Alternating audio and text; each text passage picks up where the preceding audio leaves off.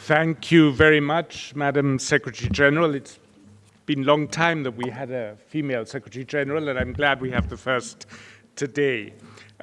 Distinguished Director General, ambassadors, distinguished delegates. I'd like to echo the Director General's wish for a very happy new year to you all.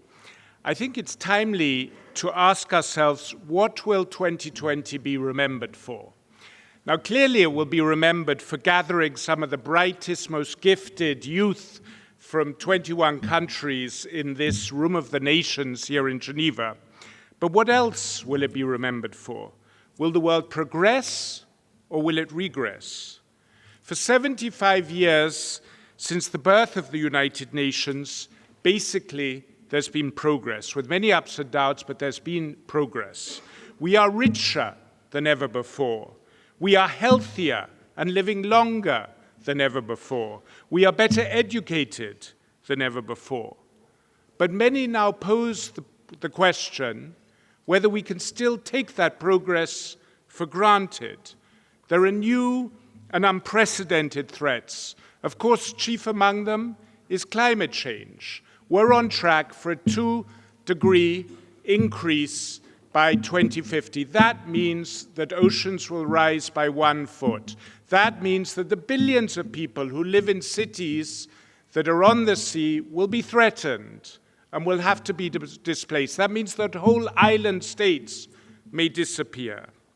And then there's technology, the wonders of technology, which of course we all benefit from and are all dependent on. But will it make us more or less secure? Will it cause less or more conflict? Will it increase or decrease our human rights? Some have said that with the birth of digital technology, privacy is dead.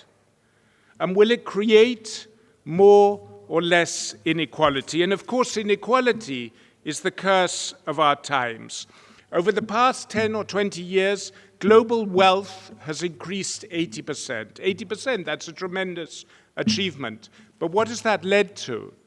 The number of billionaires in the world has more than tripled over that time period. But for the lowest 20%, the situation has barely changed. So wealth increase is not the problem. Wealth distribution is a massive problem. Think of this. If any one of you worked in a cobalt mine in the DRC, and what we have in our phones here is cobalt. Every battery of every electronic device has cobalt. It's tremendously valuable. A child, and there are many your age working in cobalt mines in the Congo, earns about 65 US cents a day. That means for that child to earn the equivalent of what the best paid CEOs get in a year, in a single day, that child would have to work 1,500 years non-stop to earn the same as the best paid CEOs get in a single day. That is inequality. How is that sustainable? We're meant to be born with equal dignity and equal rights.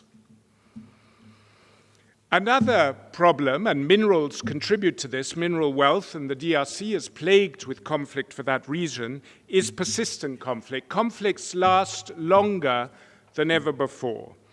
There are new international tensions. Many diplomats on the Security Council make the point that this Security Council has never been so dysfunctional in 30 years.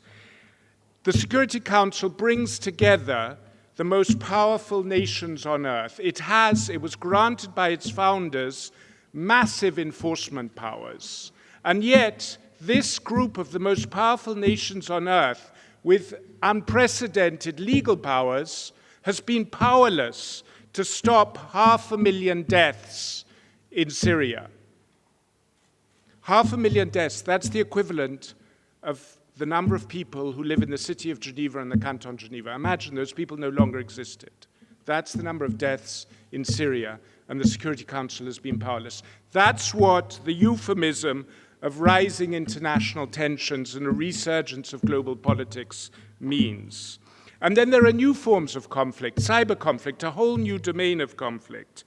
And then, of course, there's the breakdown of international arms regimes that kept us safe for 50, 60, 70 years are now being reneged on.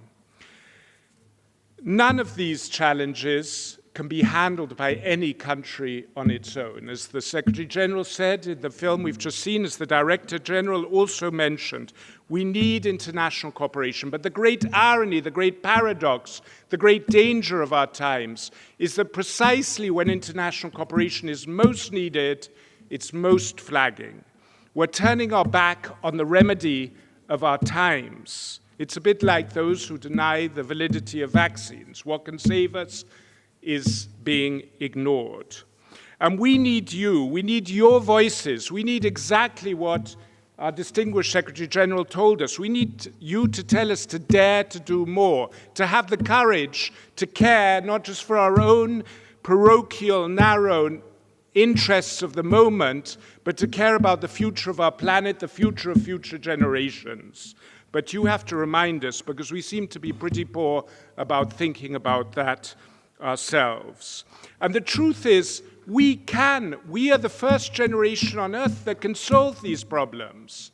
When the League of Nations was founded 100 years ago, millions died because of Spanish influenza, millions, and the world was helpless. Today, we have the means to solve these problems, but 6,000 people died last year in Congo because of measles, not because we can't cure measles. Who here has not had measles? But because there's something wrong with political will. We can cure disease, we can end conflict, we can end poverty. We have the means to do it. But something is going wrong in how we cooperate across generations, across borders, across political divides that is not bringing solutions. So we need your voices to bring us to our senses in the same way that Greta did, and we were reminded by the Secretary General. We need you to be our ambassadors for the UN 75 initiative. We need you to participate. We need your views, and we will bring them to heads of state on the 21st of September next year. And we will use your voices to try and reinvigorate the international project so that we can secure the future you want and secure the future we all want for your children and subsequent generations. Thank you.